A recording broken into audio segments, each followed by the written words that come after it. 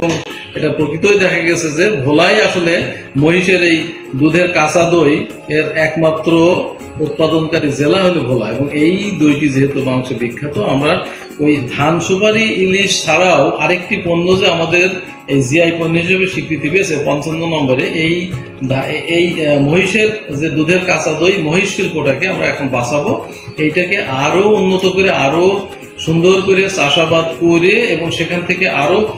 বেশি বেশি দই উৎপাদন করে আমরা এই সারা দেশের মধ্যে আমরা এই শিল্পটাকে প্রসার ঘটাবো, এবং এইখানে মানুষের আর্থসামাজিক উন্নতি অবশ্যই হবে বলে